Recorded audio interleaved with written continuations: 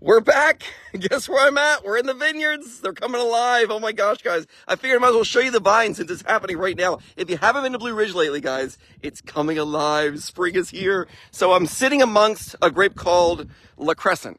And let me kind of get it around the corner here. So La Crescent, it's a University of Minnesota variety, and there's little tiny baby grapes. You see them right here? Where are the baby grapes? Right there. Those are this coming year's grapes. Kind of neat, right? And look, we planted La Crescent and Marquette first because they can withstand negative 34 degrees. Mary Wayne, I see you, Mary Wayne. What's happening? Thanks for the email, Mary Wayne. Yeah, I listened to that this morning with John Maxwell. I'm like, yeah, I'm so with you. Man, love that guy. You know, when I was down in Florida, he spoke at that convention. Really good stuff, right? So then over here, this is the red version of La Crescent. These are Marquette grapes. They look very similar. And look at those little tiny baby grapes right about there. See them? So right now they're just coming alive. Andrew Neff, I see you, man. What's happening? Arlene's out there. Oh, Arlene, good to see you, Arlene. If I lose signal, guys, I'm going to run back into the winery. It might hold on, but it seems like it's kind of been going up and down, so we'll see what happens here. Let me hook it up to there. I love that. We got the whole crew. We're back. We're here, right? We made it. Thanks for being here, guys. I'm really grateful. So I put together a really, really fun talk. I hope you love this. You know, last night I wrote for probably 5 hours, and I want to think this is one of the better ones of all the talks I've ever done. I haven't been working on the book lately, so I figured I got some time to work on the talks. I really hope the title of this talk is called Beyond Rich. You probably know where I'm going with all this, but we are going to talk about money, but it's called Beyond Rich. And you know, when you think about it, there are 3 currencies in our life, right? 3 currencies. Lucy, I see you. It is a glorious day, isn't it? Oh my God, it's so nice. Man, there's no wind. It's still. I've been raking. I've been spraying for weeds. I've been, stuff like that. My gosh, so nice.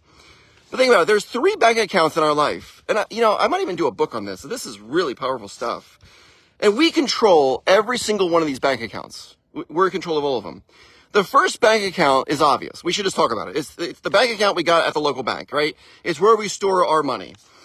This one's important, but I bet you would all agree that it love the hearts. I love the hearts. Thanks, guys. I bet you'd agree that it is the least most important one by a long shot. You with me on this? It's the least most important. It has the smallest impact on your happiness and joy in the end, right? But there's some rules about money, and this is what's worked for me when it comes to rules for money.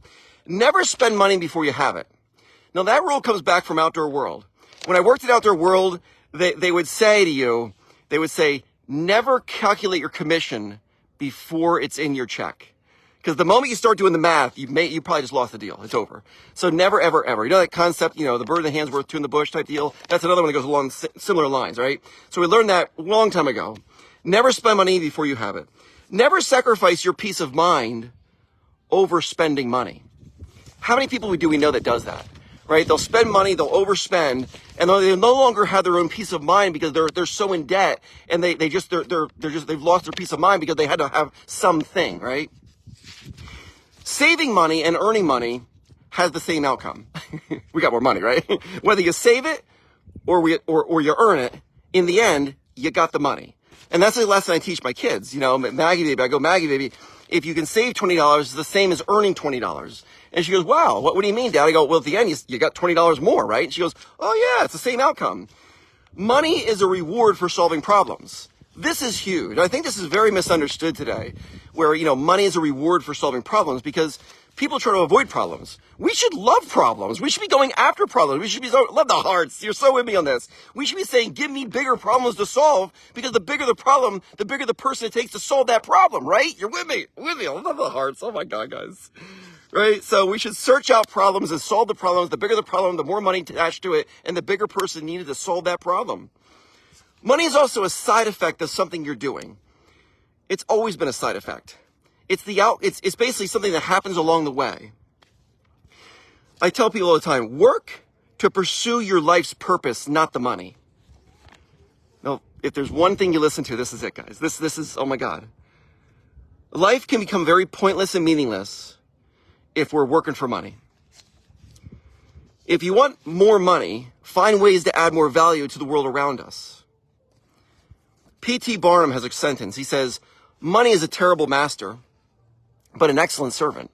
And I love that. I think it's so spot on. Money also has a self-governing nature to it. I've learned that you'll never have more money. You'll never earn more money than you can manage. It's true. How many people have you seen, they win the lottery and they lose it all because they couldn't earn it, so they couldn't manage it, right? And always remember, your goal is to get the money, but never let the money get you, right? That's the key to the whole thing. One of the most wonderful compliments I've ever gotten, guys, is when I'm here at the winery and I'm working and I'm digging in the dirt, I'm cutting vines, I'm doing stuff like that, and, just bouncing around my dirty white t-shirt. Love the hearts. You guys are so with me on this. People come up to me and they go, Randy, I've known you for the past 8 years here at Blue Ridge. You're the same guy today that you were 8 years ago. I go, well, I kind of. I mean, I'm hoping I'm getting better. I'm growing. But they go, no. Nothing's gone to your head. And I go, wow, well, that's a great compliment. Because money does change people. If you want to know who someone really, really is, give them money or power, and the real individual will be revealed.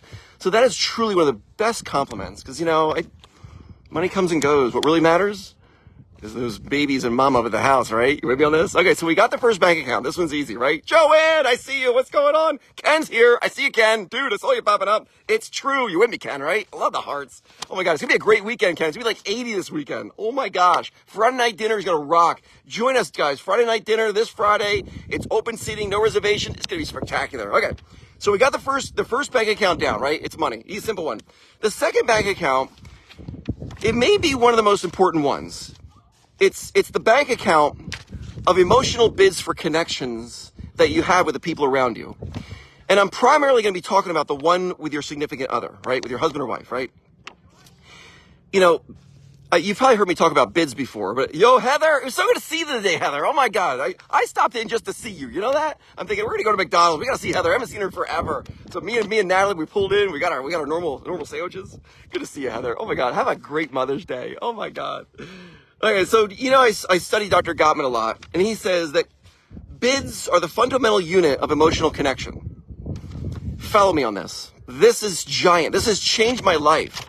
It truly has allowed me to have a relationship with Tiff where we're always making deposits in the relationship bank account, and it's constantly getting richer and richer and richer and richer. Because the emotional bids for connection is the currency of all relationships. And when we're aware of this, all of a sudden, we now know the currency. And we can actually use that currency to make the relationship richer and richer and richer. So follow me on this. This is great stuff. Bids for connection, they can be big or small. They can be verbal, nonverbal. They're a request to connect. That's all they are. These little bids for connection is a request to connect with you.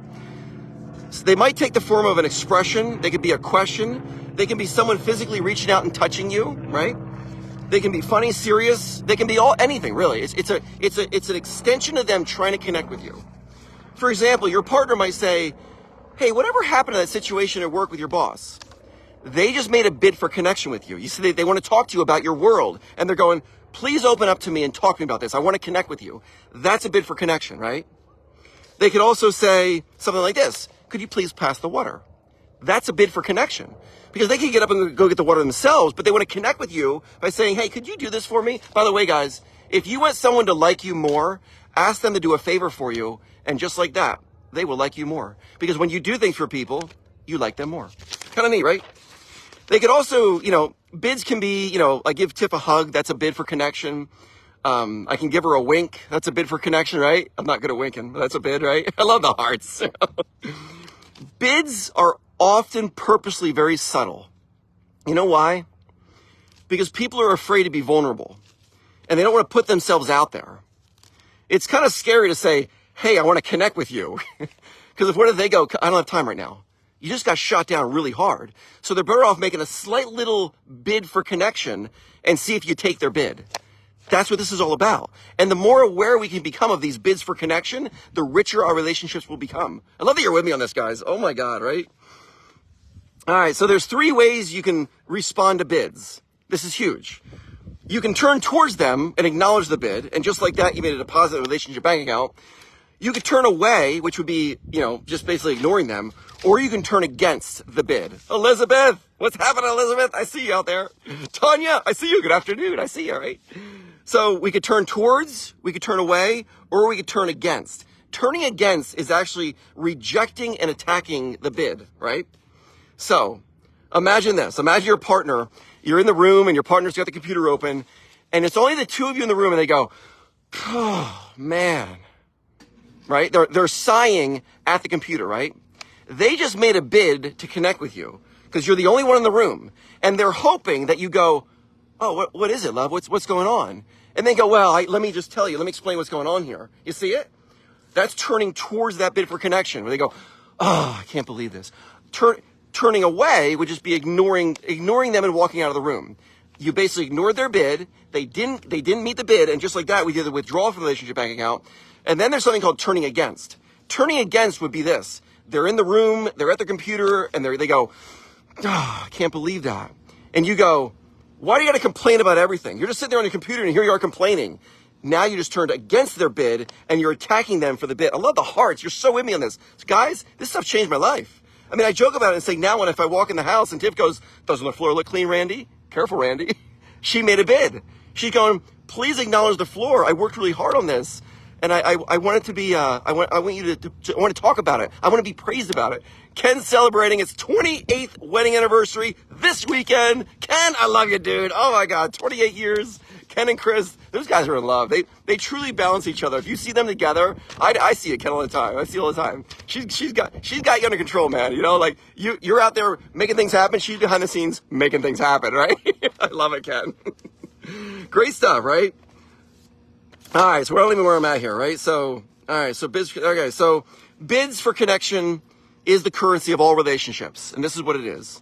Each one of us has an invisible bank account going on with our significant other. This account can't be seen by anybody. No one can see the bank account, but you definitely can feel it, can't you? You feel how rich it is, right? Andrew says, congratulations, Ken. I love that. Love it, Andrew, man. The relationship bank account becomes richer every time we meet a bid for connection. Every time. Just keep on building those connections up. The relationship bank account could go bankrupt, though, if you continue to ignore or turn against these bids for emotional connection. And I can tell you what happens most of the time is people stop bidding for connection because they realize you're not going to meet my bid for connection, so I'm just going to stop making them, and we're going to stop communicating, and 10 years later, we don't even know each other, so let's just get away. And they go, I fell out of love with them. Well, no, you didn't. You just stopped paying attention to them. You know, so bids for emotional connection is where it's at, right? You will feel the richness of the relationship when you look for and acknowledge as many bids as possible. I love the hearts. You guys are so with me. All right, this is a long one, guys. Last one, the third bank account in all of our lives. The first one was your bank account, right, at the bank, money. Second one was your relationship bank account, emotional bids for connection. And the third one is your time. Time is a currency of your life. It's actually one of the top currencies of your life. People go, I'm going to spend my time. Of course you are. It's the currency of your life, right? It's not like money. You can't save it. You are forced to spend it. You got no choice. And unlike money, you can't spend it in advance. There's no such thing as credit on time, right? You can't go, I'm going to spend it ahead of time, which is probably good because I think people would, right? No one can own time. No one has to be able to own time. No one can keep their time. You can only use it in the moment you're in. That's all we got, right? Once it's lost, you're never getting it back. You ever hear people say, you know I didn't give it my best today, but tomorrow I'm going to give it 120%. No, you're not. There's no such thing as 120%. If you gave up 80% yesterday, you lost at 20% forever. Tomorrow you can do 100%. You're never going to get it back. Never going to get it back. You with me on that? It's true. Never going to get it back. You've all heard the saying, you can't kill time without injuring eternity. And my mom said that to me my whole life, guys. I love the hearts. I love you guys. Oh my God. Time is irreplaceable. Nothing can substitute for it.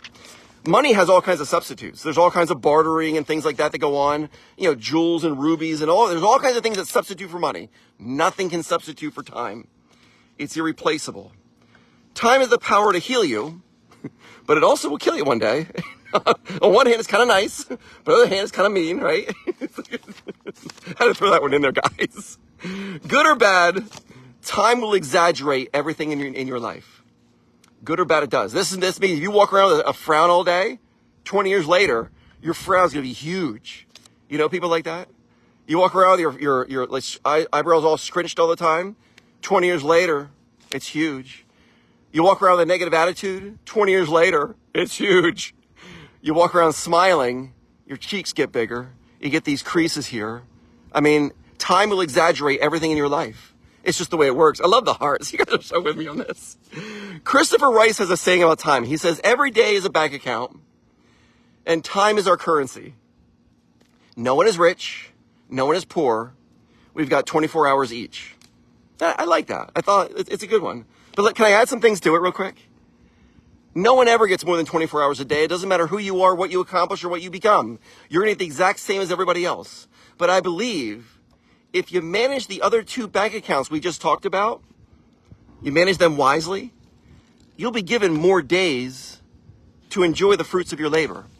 I really do believe that when you take care of yourself and you take care of the people around you and you have peace of mind, you're going to live longer. So you can gain all 3 by taking care of the first 2. You're one person. I tell people, don't try to be someone different at work than you are at home. It's not fun living two people. You know, it's most challenging enough to live 1 day at a time. Imagine doing 2 or 3 days at a time, and imagine living 3 people at a time. We're one person, right? I love you, Andrew. Dude, I love you, man. Look at Ken. I love the hearts. You guys are the best. Tend all 3 bank accounts in your life, and you will be beyond rich. I love y'all. Thanks for being here. Wednesday's talks, they turn into a podcast. We just sat yesterday with Ralph. We shot, I think, 6 more podcasts, something like that. Fun stuff. I love y'all. Man, this past week we did the commencement speech at ESU. Oh my God, guys. Oh my God. I was so excited. You can imagine. I mean, I was kind of embarrassed when I stood up when President Long talked to me. I'm like, yep, here we go. Like, what are you, like 8 years old? You know? Arlene, I love you. Thanks for being here, y'all. See you soon, guys. Bye, guys.